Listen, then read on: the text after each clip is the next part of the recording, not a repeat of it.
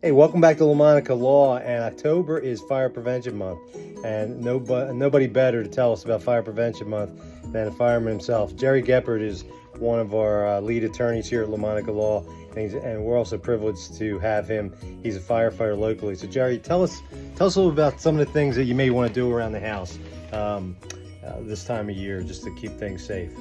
Sure. Probably the number one tip I have is get a fire extinguisher. You can get them for like 20, 30 bucks tops at your local hardware store. That way, if you have a little issue in the kitchen, you can put it out and little problems don't turn into big problems.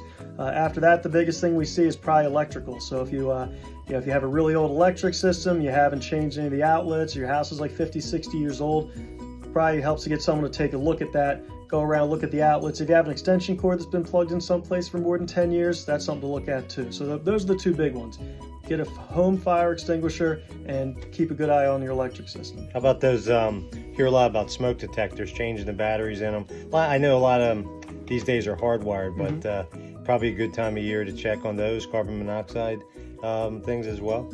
Yeah, and that's the great thing now. Years ago, they used to say every time you change the clocks, put your new 9-volt in there.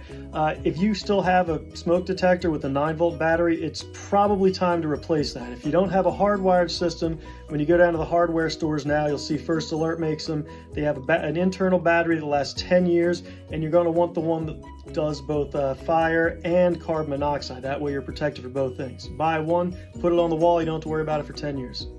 That's awesome, man. At LaMonaca Law, we have a hometown hero program for firefighters, policemen, military personnel.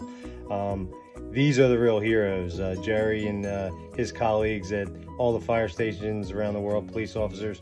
Next time you see them, give them a pat on the back, but they're putting their lives on the line for you and I. Thanks so much, Gerry. Thank you.